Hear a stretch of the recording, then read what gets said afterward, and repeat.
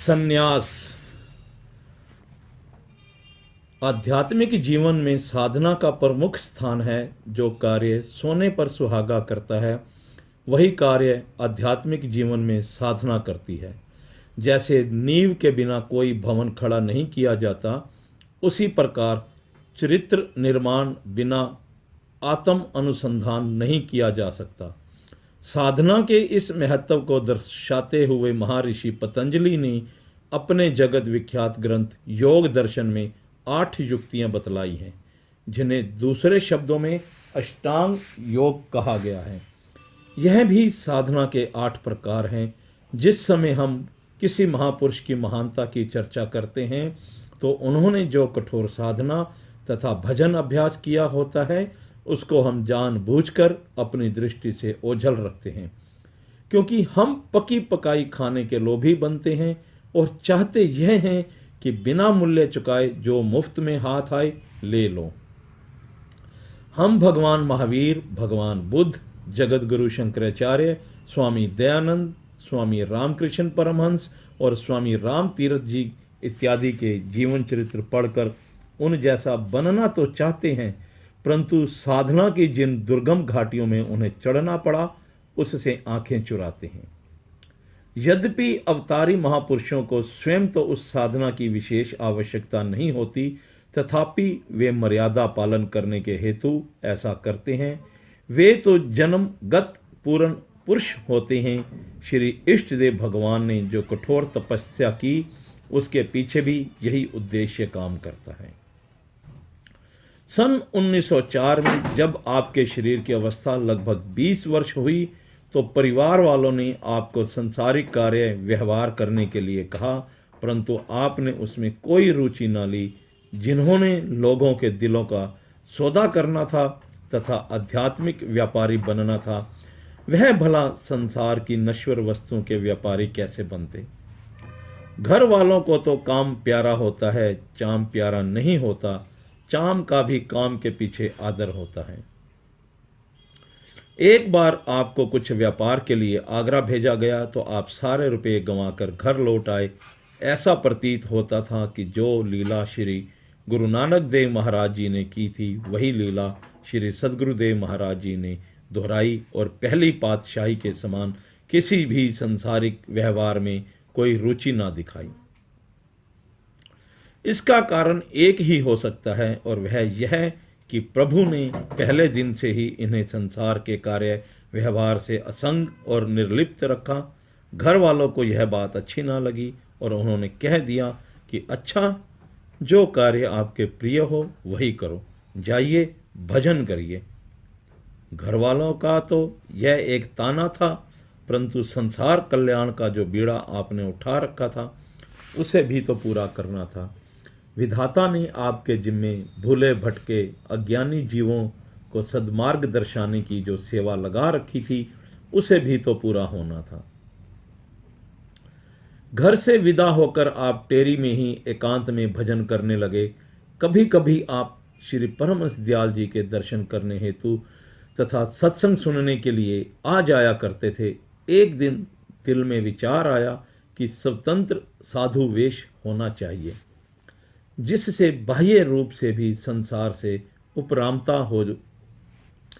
उधर अंतर्यामी प्रभु श्री परमहंस दयाल जी भी इसी मौज में बैठे थे कि एक दिन एकांत में आपने गुरुदेव के चरणों में प्रार्थना की कि मेरा दिल संसार से उपराम है, मुझे संन्यास दीजिए।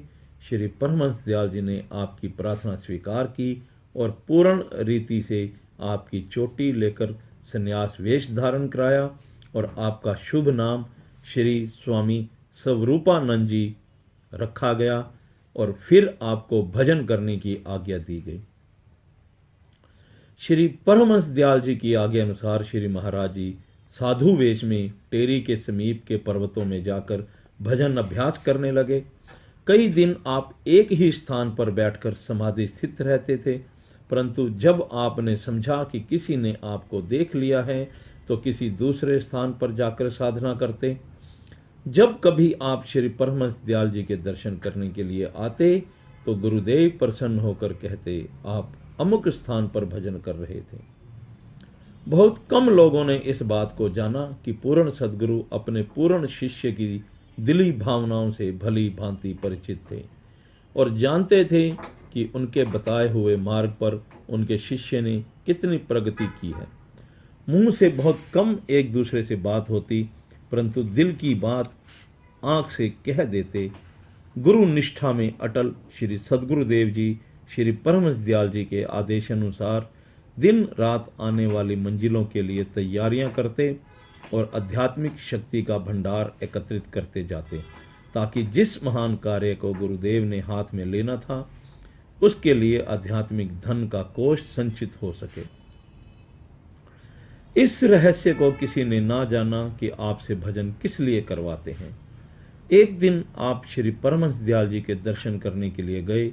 जब श्री परमहंस दयाल जी ने आपको दूर से आते देखा तो सर्व संगत में यह वचन के, भैया रास्ता छोड़ दो, देखो परमहंस जी आ रहे हैं। कई भक्तों ने विचार किया कि यह क्या संकेत हुआ है, इनको श्री परमहंस दयाल जी ने अपनी पदवी देकर क्यों पुकारा है। जो इस रहस्य से परिचित थे वे तो जान गए कि श्री परमहंस दयाल जी सब कुछ अर्पण कर चुके हैं, अर्थात आध्यात्मिक शक्ति एक हो चुकी है। दो शरीर और एक आत्मा वाली बात है। श्री परमहंस दयाल जी उसी प्रकार अपना सब कुछ भेंट कर चुके हैं जिस प्रकार परमहंस रामकृष्ण ने स्वामी विवेकानंद जी को भेंट किया था।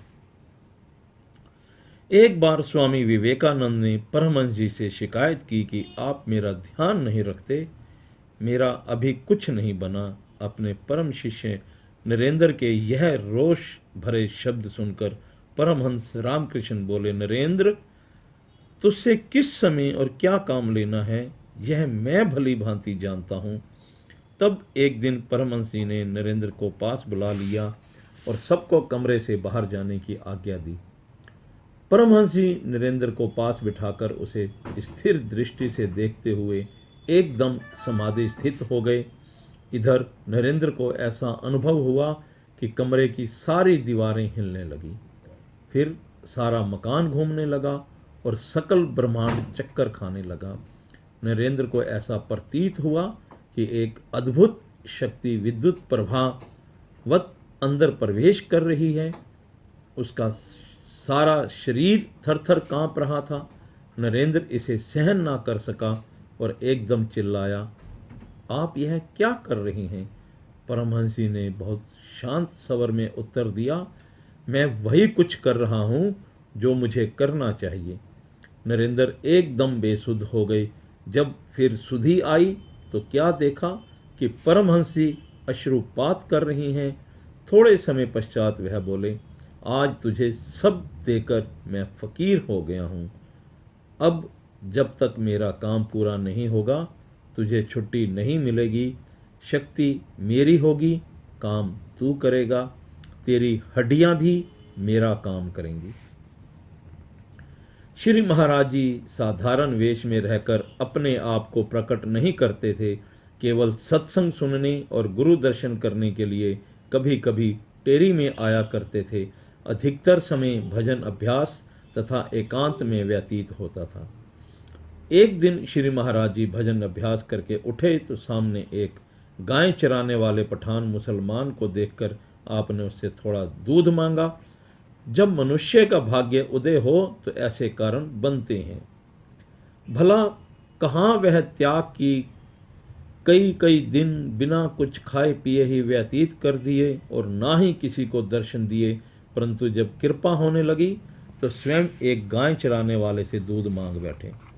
ऐसा प्रतीत होता था कि श्री महाराज जी भगवान बुद्ध के उसी चरित्र के नायक बने हुए थे जब उन्होंने वर्षों की तपश्चर्या के पश्चात सुजाता से खीर मांगी थी।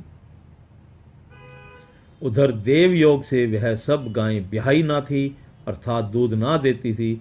तब उस पठान ने प्रार्थना की कि दूध कहाँ से लाऊं, गायें तो सब ब्याहने वाली हैं। तब आप दयालु ने एक गाय की ओर संकेत करके कहा, भाई इस गाय का दूध हमें पिलाओ। उस पठान ने नम्रता पूर्वक विनती की, हजूर यह गाय तो बिल्कुल दूध नहीं देती। आपने फिर कहा, भाई लो यह लोटा, हमारे कहने पर आप दूध निकालो। जब उस पठान ने यह आज्ञा सुनी तो दिल में विचार किया कि फ़कीरों की अगाध गति होती है। उसने लोटा लेकर गाय के स्तनों को हाथ लगाया तो कुछ ही क्षणों में दूध की धारें आने लगी। वह लोटा भरकर ले आया और बड़ी श्रद्धा तथा प्रेम से श्री सद्गुरुदेव महाराज जी के चरण कमलों में प्रणाम करके आपके गुण गाने लगा। वह गाय काफ़ी समय तक दूध देती रही। वह पठान इस चमत्कार को अपने दिल में ना रख सका और उसने नगर में आकर सब पर यह रहस्य प्रकट कर दिया कि अमुक हिंदू फकीर ने यह अलौकिक चमत्कार दिखाया है। तपस्या। महाराज भृतहरि अपने जगत प्रसिद्ध ग्रंथ वैराग्य शतक में कहते हैं, भोग में रोग का भय है, अधिक धन होने में उससे राज्य भय है, रूप में वृद्धा अवस्था का भय है, शरीर में उसके नष्ट होने का भय है, केवल वैराग्य ही भय से रहित है। धन्य है वे महापुरुष जिन्होंने भक्ति और आत्म आनंद रूपी मिश्री का रसास्वादन किया है। उनके लिए सांसारिक आनंद फीके दिखाई देते हैं। जिनके हृदय में प्रभु प्रेम उत्पन्न हो गया, उन्हें संसारी बातें भला कैसे अच्छी लग सकती हैं। प्रेमी तो सदा अपने प्रीतम से एकाकार होने के लिए व्याकुल रहता है। वह सदा अतृप्त ही बना रहता है। श्री परमहंस दयाल जी की कृपा से श्री महाराज जी ने आत्म आनंद और भक्ति का जो रसपान किया था, उस आनंद की पिपासा और बढ़ती गई। संयोग और वियोग भक्ति मार्ग के दो प्रधान स्तंभ हैं। कई बार कुछ समय का वियोग अधिक वर्षों के संयोग से अधिक काम कर जाता है। प्रीतम के विछोह में व्याकुल होकर तड़पने में जो आनंद है, उसे तो वियोगी प्रेमी ही भली भांति जानते हैं। जब श्री महाराज जी को टेरी के पर्वतों में काफ़ी समय तपस्या करते हो गया, तब श्री परमहंस दयाल जी ने आपको आगरा में जाकर तपस्या करने की आज्ञा प्रदान की। अपनी योग साधना की पूर्ति के लिए श्री महाराज जी को अपने गुरुदेव का वियोग भी सहन करना पड़ा। अंतर्यामी श्री परमहंस दयाल जी श्री महाराज जी से इतनी कठिन साधना करवाकर भविष्य में जो कार्य लेना चाहते थे, उसे वह भली भांति जानते थे। जन जीवन में इनके द्वारा जो क्रांति आनी थी, उसके लिए शक्ति संचित की जा रही थी। जिस दिन श्री महाराज जी ने टेरी से आगरा के लिए विदा होना था, वह एक अद्भुत दृश्य था। महाप्रभु श्री परमहंस दयाल जी हृदय पर पत्थर रखकर अपने अभिन्न हृदय से महाराज जी को विदा कर रहे थे, परंतु भावावेश के कारण प्रेम नदी अश्रुओं के रूप में नेत्रों के बांध को तोड़कर उमड़ पड़ी थी। इधर सद्गुरुदेव के चरण कमलों से पृथक होने को श्री महाराज जी का दिल भी नहीं चाह रहा था। बड़ी कठिनाई से हृदय को संभालकर श्री चरण कमलों में दंडवत प्रणाम करके आप चलने लगे तो श्री परमहंस दयाल जी आपके कुर्ते के एक छोर को पकड़कर बोले, सुनो राधा प्यारी, जाने नहीं पाओगी।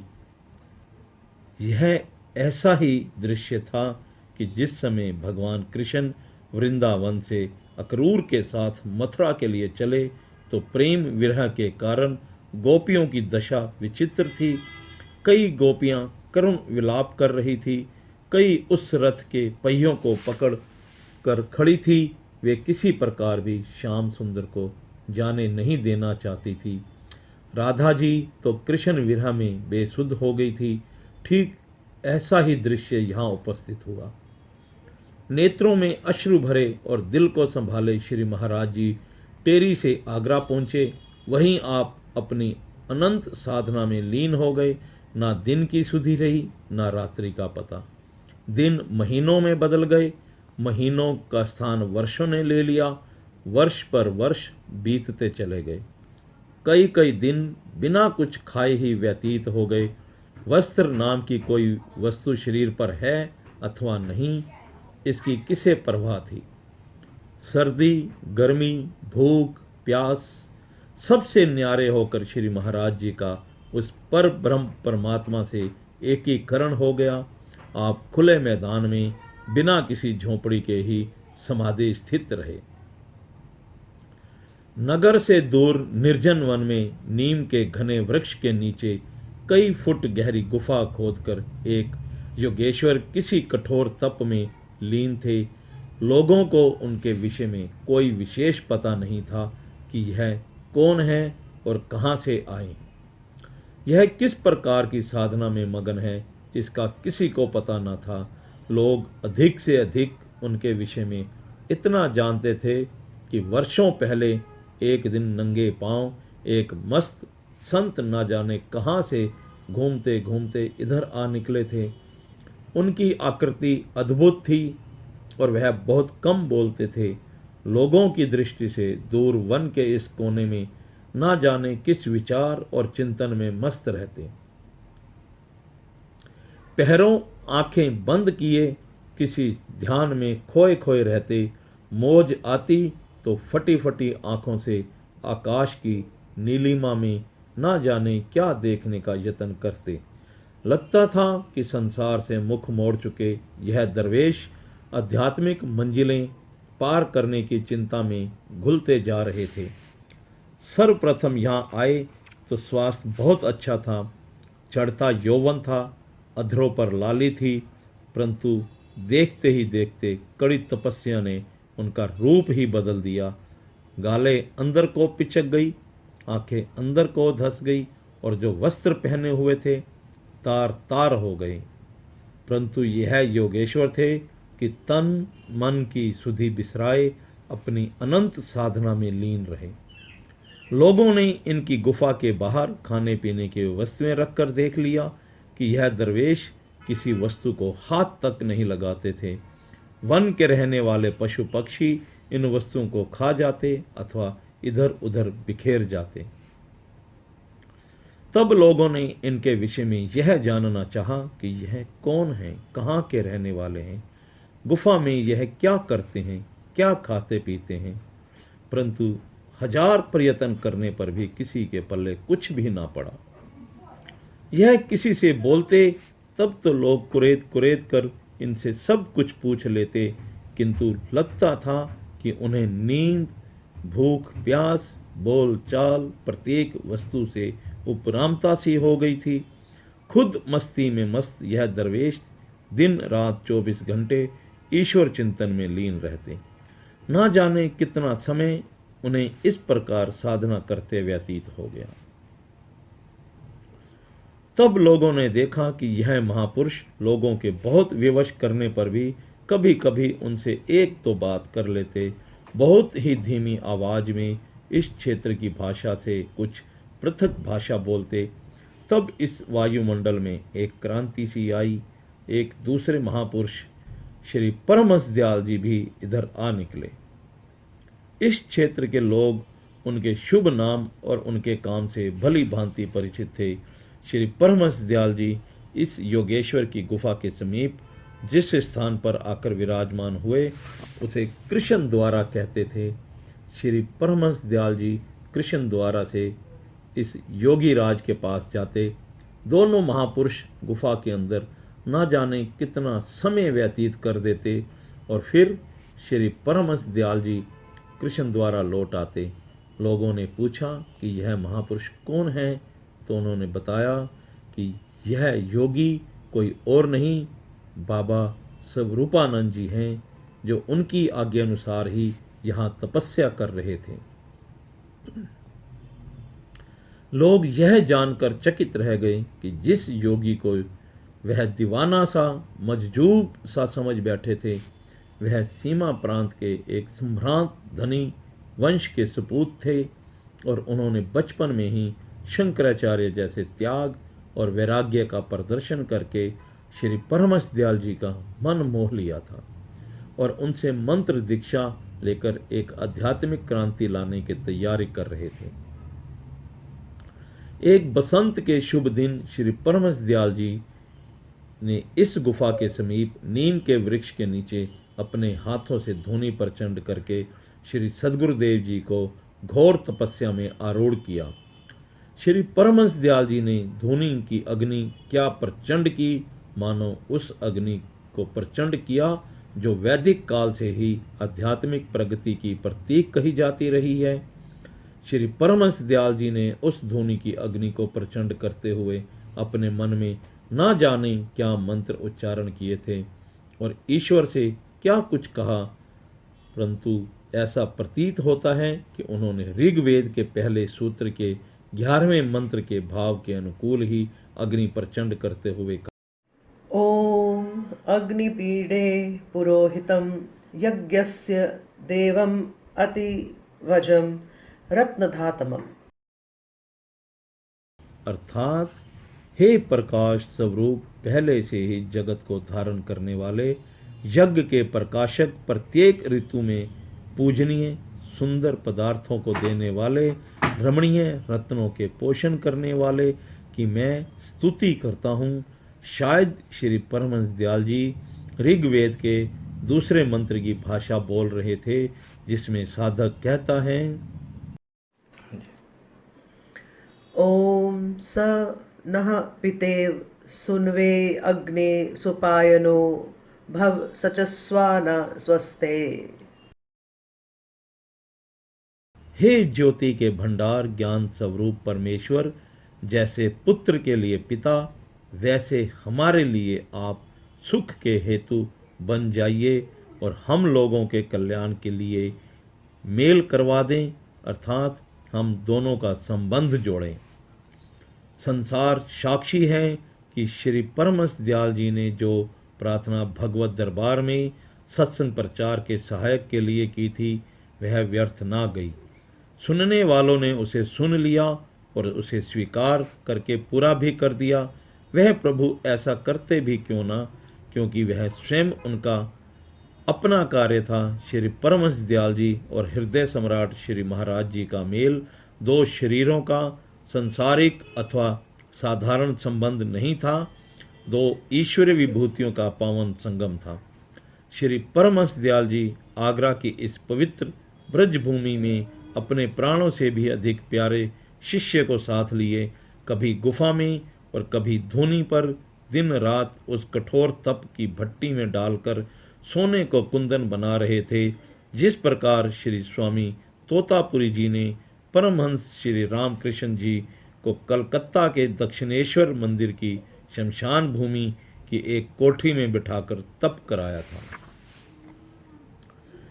कुछ देर वहाँ रहने के पश्चात श्री परमहंस दयाल जी यहाँ से धर्म प्रचार के निमित्त सीमा प्रांत में चले गए। उस परम योगेश्वर ने अपने गुरुदेव के हाथों जलाई हुई धूनी पर दिन रात घोर तपस्या करनी आरंभ कर दी। अब वह दिन रात गुरुदेव की आज्ञा और उनकी बताई युक्ति के अनुसार सारी शक्तियों को संचित करके उस आध्यात्मिक लक्ष्य को पाने के लिए कठिन परिश्रम से युक्त हो गए, और जिसका संकेत श्री परमहंस दयाल जी ने किया था। कुछ समय पश्चात लोग यह देखकर चकित रह गए कि जिस गुफा में अथवा जिस धूनी पर यह दिव्य महापुरुष समाधि लगाए रहते हैं, अब उस गुफा और धूनी के कण कण से हरिहर हरिहर की मधुर ध्वनि उठने लगी। लोगों ने कई बार इस आवाज़ को सुना तो आकर्षित हुए बिना ना रह सके। उन्होंने कई बार गुफा के अंदर झांक कर देखा तो योगी राज जी को समाधि स्थित बैठे पाया। कई बार देखा गया कि उनका शरीर ना गुफा के अंदर है और ना ही धूनी पर है, किंतु हरिहर हरिहर की ध्वनि बराबर उठ रही थी। ऐसा लगता था जैसे योगी राज की साधना ने ईंट गाने की बनी दीवारों और मिट्टी के कण कण को हरिहर हरिहर मंत्र उच्चारण करने की दिव्य शक्ति प्रदान कर दी हो। अब लोग प्यार और श्रद्धा से योगेश्वर को हरिहर बाबा कहने लगे। उस तपस्वी को भी शायद यह नया नाम प्यारा लगा। कोई उन्हें हरिहर बाबा कहकर पुकारता तो यह साधु बाबा हल्की सी मुस्कान अधरों पर लाकर करुण दृष्टि से उसे देख लेते, और बहुत होता तो कभी कभी उत्तर में हरिहर कहकर लोगों को संबोधित करते थे। कुछ काल के पश्चात लोगों ने देखा कि जिस दिव्य पुरुष को वह श्रद्धा और आदर के साथ हरिहर बाबा कहते हैं, हरिहर कहते कहते स्वयं हरिहर बन गए थे। ईश्वर चिंतन अथवा निज स्वरूप आनंद में वह इतने मगन रहते कि वह धूनी पर से ना उठते। धूनी की अग्नि के समीप एक आसन पर बैठे बैठे न जाने कितने सप्ताह और कितने मास व्यतीत हो गए। आंखें बंद किए ना जाने वह किस मस्ती में पहुंच गए कि उन्हें ना सूर्य के उदय और अस्त होने का पता चलता और ना ही रात्रि के अंधकार के फैल जाने और फिर भीगी ओस के आंचल में मुंह लपेट कर रात्रि के चले जाने का अनुभव होता था। बिना हिले डुले एक ही आसन पर विराजमान उस महापुरुष की अवस्था लगता था वैसे थी जैसे निर्वाण पद प्राप्ति के समय भगवान बुद्ध की थी। कहते हैं उस वट वृक्ष के नीचे जहां भगवान बुद्ध ने जीवन और मृत्यु पर विजय पाने के लिए यह प्रण करके आसन जमाया था कि इस आसन से या तो मैं जीवन और मृत्यु पर विजय प्राप्त करके उठूंगा या फिर मेरी अर्थी ही इस आसन से उठेगी। इतिहास कहता है कि तथागत उस आसन पर ऐसे बैठे कि उनके शरीर पर पक्षियों ने घोंसले बना लिए और आसन के चारों ओर घास उग आई। श्री सद्गुरुदेव जी ने भी भगवान बुद्ध के समान आसन जमा लिया था। उनके इस कठोर तप को देखकर अहिंसा और सत्य के अवतार भगवान महावीर की घोर तपस्या का इतिहास फिर से ताजा हो गया।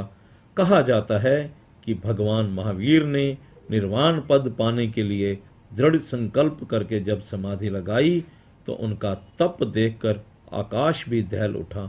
न केवल उनके शरीर पर पक्षियों ने घोंसले बना लिए बल्कि उनके आसन के चारों ओर लंबी लंबी घास उगाई। एक किसान अपने बैलों को घास चरने के लिए छोड़कर स्वयं कहीं चला गया। जाती बार भगवान महावीर को कह गया कि मेरे बैलों का ध्यान रखें, परंतु भगवान महावीर ऐसी समाधि में मस्त थे कि उन्हें बैलों के आने का भी पता न चला और ना ही उन्होंने उस किसान की आवाज़ सुनी। कुछ देर के पश्चात वह किसान लौटकर आया तो देखा उसके बैल वहाँ ना थे। उसने समाधि स्थित भगवान महावीर से पूछा, मेरे बैल कहाँ गए? अपने प्रश्न का कोई उत्तर ना पाकर वह बहुत क्रुद्ध हुआ और उसने क्रोध में आकर लकड़ी का एक टुकड़ा लेकर भगवान महावीर के कान में ठोकना आरंभ कर दिया। यहाँ तक कि लकड़ी का वह टुकड़ा दूसरे कान से बाहर निकल आया और चारों ओर खून ही खून फैल गया। लगता था कि सद्गुरुदेव जी भी ऐसी ही समाधि में लीन थे, क्योंकि दिन पर दिन व्यतीत होते चले गए। ऋतुओं में कितने ही परिवर्तन हुए, परंतु यह थे कि अभी तक अपनी समाधि से नहीं उठ रहे थे।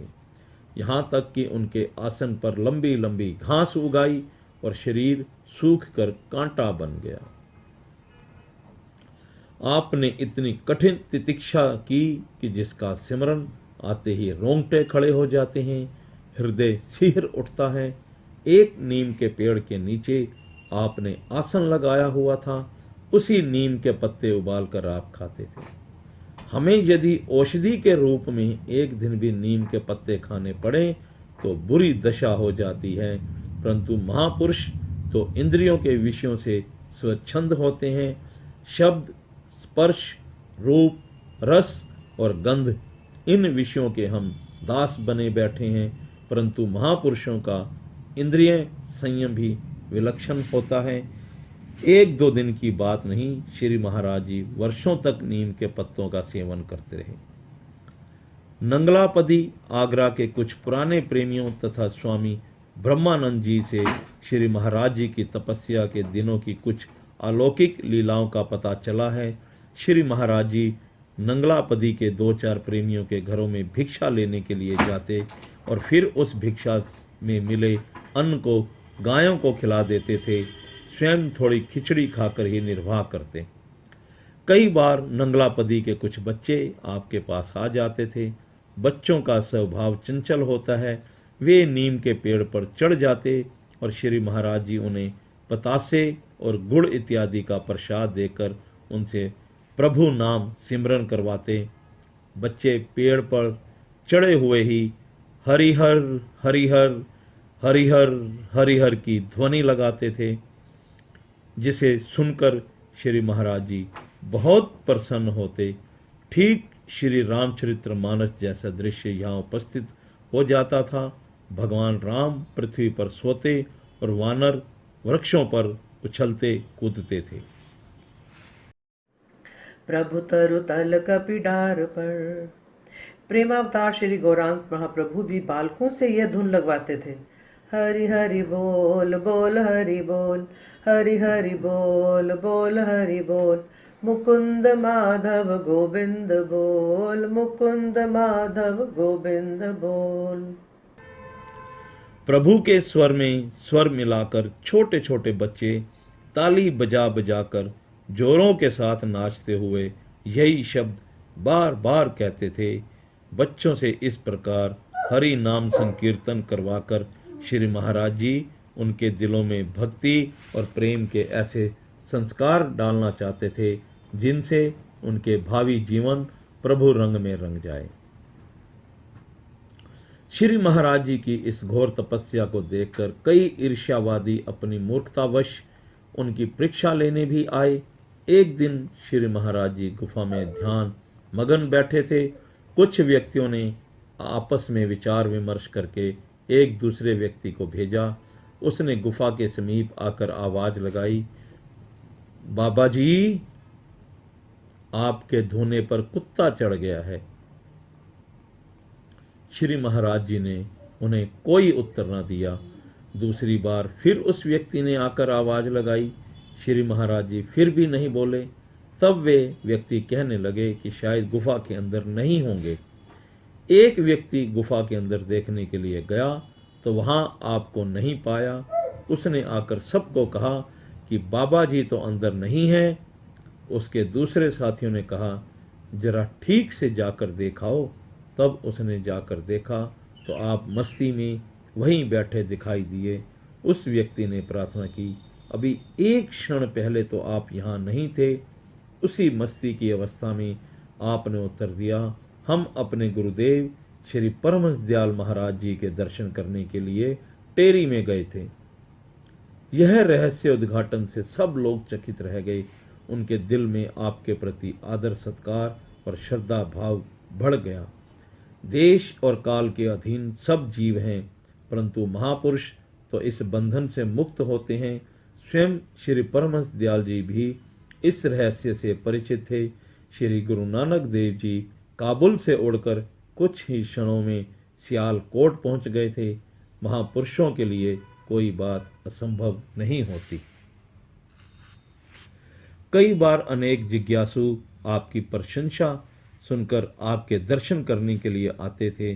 श्री महाराज जी बड़े भोले भाव और प्यार से कहते, हम कुछ पढ़े लिखे नहीं, हम भी नाम सिमरन करते हैं। आप भी बैठो और मार नाम जपो। महापुरुषों को कभी वाद विवाद पसंद नहीं आता। वे तो अबोध बालकों के समान सरल चित्त होते हैं। नम्रता और सरलता ही महानता के लक्षण हैं। बुद्धिवादी तो कार्य और कारण की उधेड़ बुन में लगे रहते हैं। उन्हें तो सदा क्यों और कैसे की चिंता सताती रहती है। अनेक बार श्री महाराज जी इस प्रकार के जिज्ञासुओं को भक्त तोताराम जी के पास शंका समाधान के लिए भेज देते थे। समय पाकर यही भक्त राम जी सन्यासी हो गए और स्वामी ब्रह्मानंद जी के नाम से प्रसिद्ध हुए। अध्यात्म मार्ग में प्रत्येक गुरु अपने शिष्य की प्रत्येक अवस्था की भली भांति निरीक्षण करता है। गुरु उसे कहते हैं जो अपने शिष्य की आंतरिक अवस्था को भली भांति जानता हो और साथ ही वह शिष्य की बाह्य और आंतरिक कठिनाइयों का पता करके उन्हें दूर कर सके तथा उसके दिल के शीशे को साफ कर सके। श्री परमहंस दयाल जी ने भी अपने परम शिष्य श्री महाराज जी की साधना का इसी प्रकार निरीक्षण किया। एक बार श्री परमहंस दयाल जी टेरी से 13 अक्टूबर सन 1915 को कृष्ण द्वारा आगरा पधारे। श्री महाराज जी उन्हीं दिनों वहाँ घोर तपस्या कर रहे थे। फालिज के कारण श्री परमहंस दयाल जी का शरीर काफ़ी अस्वस्थ था।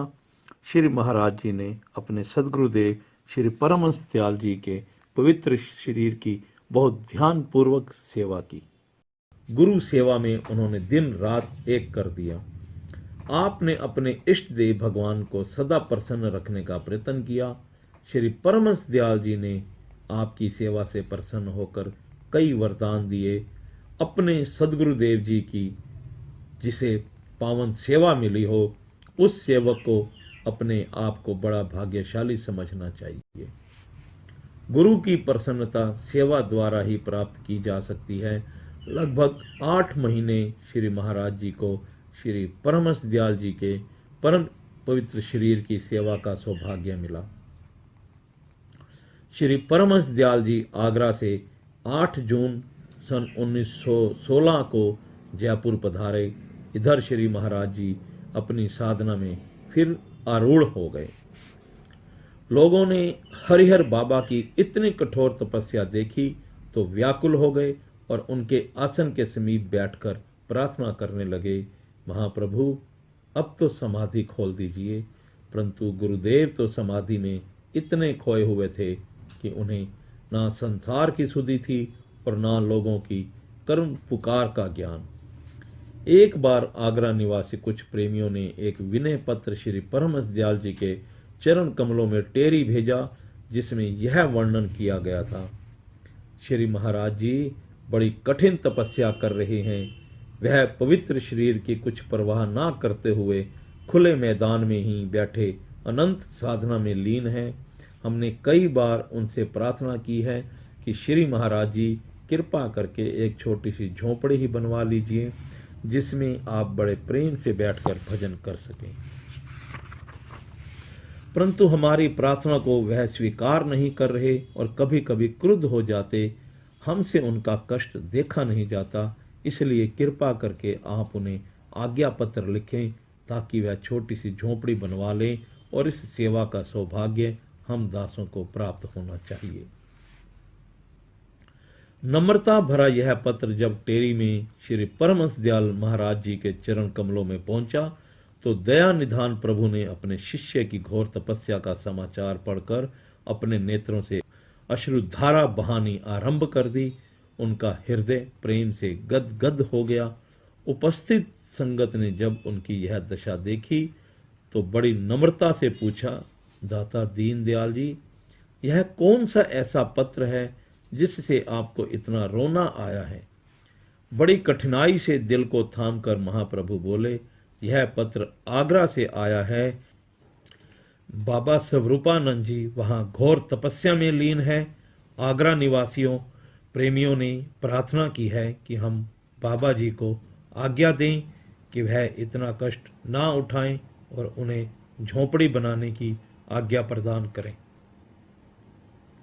अब हम उन्हें क्या लिखें? वह तो पूर्ण निर्भय पद को प्राप्त कर चुके हैं।